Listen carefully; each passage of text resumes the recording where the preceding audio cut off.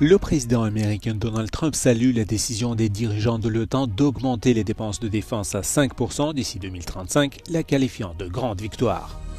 Juger les dirigeants russes pour les crimes d'agression contre l'Ukraine. Volodymyr Zelensky signe un accord avec le Conseil de l'Europe pour la création d'un tribunal spécial. Dans un message direct à Viktor Orban, la présidente de la Commission européenne Ursula von der Leyen lui demande d'autoriser la marche des fiertés à Budapest. Les transports en Belgique fortement paralysés par une grève nationale, la 5e depuis le début de l'année contre la réforme des retraites. Les dirigeants de l'OTAN ont confirmé mercredi leur engagement en plus que doubler leurs dépenses de défense d'ici 2035, qualifiant ainsi le résultat du sommet à La Haye de crucial, capital et de progrès considérable. Les membres de l'Alliance se sont déclarés unis face aux profonds défis sécuritaires, soulignant la menace à long terme posée par la Russie et le terrorisme. Ces résolutions ont été adoptées alors même que le président américain Donald Trump était confronté lors du sommet à des questions sur la guerre en Ukraine, un sujet qu'il a selon lui-même du mal à résoudre. Because it's more difficult than people would have any idea. Vladimir Putin has been more difficult. Frankly, I had some problems with Zelensky. You may have read about him. And it's been more difficult than other wars. Cependant, la déclaration commune ne comprenait pas de condamnation de l'invasion massive de la Russie en Ukraine, comme c'était le cas l'année dernière. À l'issue du sommet, les Alliés se sont engagés dans une déclaration commune à consacrer 3,5% de leur PIB aux dépenses de défense essentielles pour l'achat du matériel militaire et le maintien des troupes, et encore 1,5% aux infrastructures connexes. Trump, qui avait toujours fustigé les Alliés européens pour ne pas avoir suffisamment investi dans leur propre défense, a salué la décision prise lors du sommet de La Haye.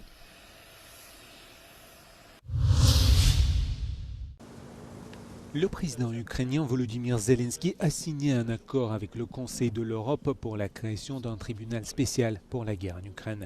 Le tribunal devra juger les dirigeants russes pour crimes d'agression contre l'Ukraine.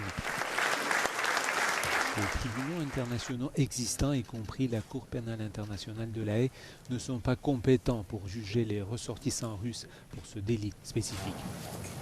Le secrétaire général du Conseil de l'Europe, Alain Berset, a déclaré qu'il s'agissait du premier tribunal créé pour traiter du crime d'agression. Volodymyr Zelensky a fait référence à d'autres tribunaux, notamment celui de Nuremberg qui a jugé les nazis et celui de La Haye qui a poursuivi les crimes de guerre pendant la guerre de Yougoslavie lorsqu'il s'est adressé au principal organisme de défense des droits de l'homme du continent. Le dirigeant ukrainien a ajouté que le monde avait besoin d'un verdict honnête et historique pour lever le voile sur les crimes de la Russie.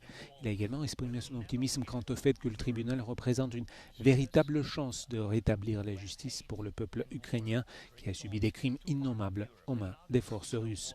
Zelensky espère que le président russe Vladimir Poutine, qu'il a qualifié de criminel de guerre, devra un jour rendre des comptes.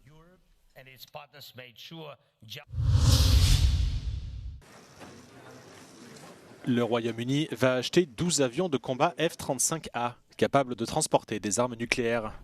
Cette commande vise à renforcer la dissuasion nucléaire du Royaume-Uni, qui repose actuellement entièrement sur 4 sous-marins. Selon un responsable britannique, l'achat de ces 12 avions américains s'élèverait à plus d'1 milliard d'euros. Cette annonce intervient alors que les 32 dirigeants de l'OTAN sont réunis pour un important sommet à La Haye. Comme la plupart des membres de l'Alliance, le Royaume-Uni s'est engagé à porter ses dépenses de défense à 5% de son PIB d'ici 2035. Le gouvernement britannique disant se préparer activement à une guerre sur son territoire. Le secrétaire général de l'OTAN, Mark Rutte, a salué cette annonce comme une nouvelle contribution britannique solide à l'Alliance Atlantique.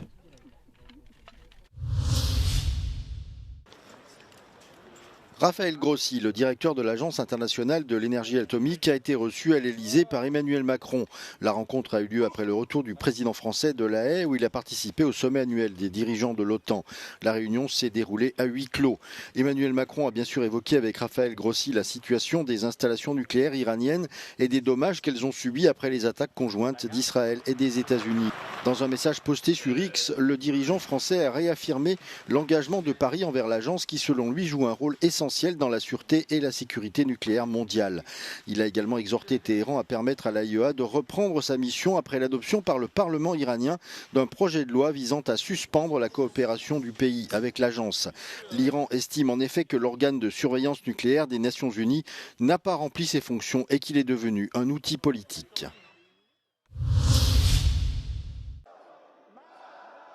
Le Parlement iranien souhaite suspendre toute coopération avec l'AIEA, l'agence de surveillance nucléaire de l'ONU. Téhéran reproche à celle-ci de ne pas avoir condamné les récentes frappes américaines sur les 3 principales installations nucléaires iraniennes. Dimanche, les États-Unis ont lancé des attaques aériennes contre les sites de Fordo, Ispahan et Natanz, dont l'impact réel fait encore l'objet de vives spéculations. Pour le président du Parlement iranien, l'Agence internationale de l'énergie atomique a compromis sa crédibilité en refusant de condamner les frappes. S'il aboutit, ce projet de loi rendra plus difficile tout contrôle externe du programme nucléaire iranien. De son côté, le chef de l'AIEA, Raphaël Grossi, affirme qu'il a déjà écrit à l'Iran pour appeler à la reprise des inspections des installations nucléaires. Téhéran se dit déterminé à poursuivre son programme nucléaire, mais affirme toujours que celui-ci est purement pacifique. La semaine dernière, Raphaël Grossi a déclaré que l'AIEA n'avait identifié aucune preuve d'effort systématique de la part de l'Iran pour se doter d'une arme nucléaire. La présidente de la Commission européenne, Ursula von der Leyen, a demandé à la Hongrie de lever l'interdiction de la Budapest Pride. Il s'agit du côté de Bruxelles de l'intervention la plus directe sur la question auprès du gouvernement de Viktor Orban. Le Parlement hongrois a récemment interdit les manifestations publiques montrant l'homosexualité ou le changement de sexe aux mineurs en vertu d'une loi appelée « Loi sur la protection de l'enfance ». Cela a conduit à l'interdiction de la marche des fiertés qui devait avoir lieu ce week-end. Dans une vidéo publiée sur X, la présidente de la Commission européenne a appelé les autorités à laisser l'événement se dérouler sans les menacer de sanctions. En Europe, défiler pour ses droits est une liberté fondamentale. Vous avez le droit d'aimer qui vous voulez aimer et d'être exactement qui vous êtes. Notre union est celle de l'égalité et de la non-discrimination. Viktor Orban n'a pas attendu bien longtemps pour réagir à cette vidéo. Il a déclaré qu'il exhortait, je cite, la Commission européenne à s'abstenir d'interférer dans les affaires d'application de la loi et d'ajouter là où elle n'a aucun rôle à jouer. La Commission n'a pas encore annoncé d'action en justice contre la Hongrie, mais elle poursuit l'analyse des éléments de cette nouvelle loi. La Belgique a vécu ce mercredi une grève nationale très suivie qui a complètement paralysé les aéroports de Bruxelles-Zaventem et de Charleroi. Tous les vols au départ ont été annulés, affectant des dizaines de milliers de passagers. Dans la foulée, les syndicats ont étendu le mouvement aux gares, transports publics, écoles, hôpitaux, bureaux de poste, prisons. Les travailleurs ont répondu à l'appel de 2 importants syndicats ainsi qu'à d'autres organisations. Le mouvement social visait à protester contre une réforme des retraites dans le secteur public en discussion, ainsi que la détérioration du pouvoir d'achat. Al die annuleringen vandaag hebben de luchtvaartmaatschappijen natuurlijk geprobeerd om zoveel mogelijk passagiers om te boeken naar de komende dagen. Morgen wordt het heel wat drukker dan initieel voorzien, 12.000 extra passagiers. En ook vrijdag hebben we 2000 passagiers meer dan initieel voorzien. Dus het worden drukke dagen op de luchthaven, ook met de vakantieuittocht. Dus het is vooral belangrijk om op tijd naar de luchthaven te komen. Des dizaines de milliers de personnes ont donc participé aux manifestations organisées à travers le pays pour s'opposer au projet du gouvernement de relever l'âge de la retraite à 66 ans puis 67 ans en 2030 pour tous les fonctionnaires afin de s'aligner sur le secteur privé, car il estime que l'allongement de l'espérance de vie entraîne une augmentation des coûts. Ik heel erg vind dat ze talven van de rit ons pensioen gaan hervormen en dat we minder gaan pensioen hebben. En dat we waarschijnlijk met dat geld gaat tanks kopen en andere zaken om oorlog te voeren. Le Premier ministre belge Bart De Wever estime que les réformes qu'il défend sont nécessaires pour remédier à l'important déficit du budget fédéral qui est contraire aux règles de l'Union européenne.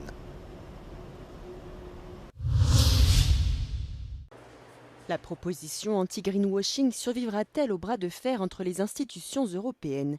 La Commission a annoncé la semaine dernière son intention de retirer ce texte phare du pacte vert européen. La directive vise à lutter contre l'éco-blanchiment ou greenwashing en encadrant l'usage des mentions telles que éco-responsable ou naturel.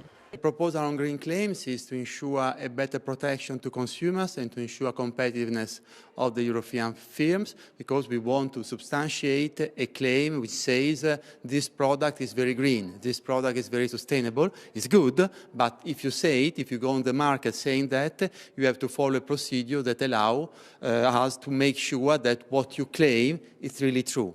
Cette polémique éclate après de multiples rétropédalages de la Commission sur les politiques environnementales.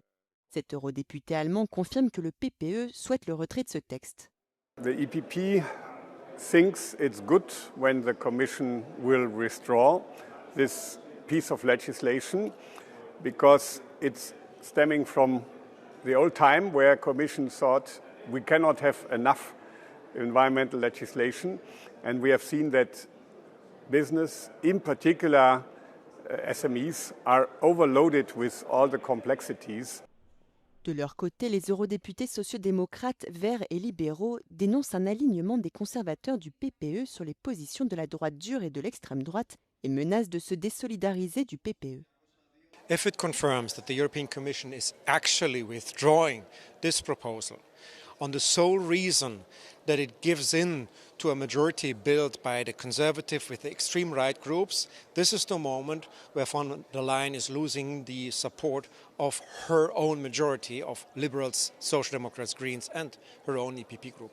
La Commission pourrait revenir à la table des négociations si l'accord ne s'applique pas aux micro-entreprises. I hope that there is room for agreement between the three institutions. And the message coming from the Commission was that if it was such a relevant change in the discussion, the Commission may take into consideration a withdrawal of the directive. La balle est à présent dans le camp du Conseil. Reste à voir s'il cédera ou non aux pressions de la Commission.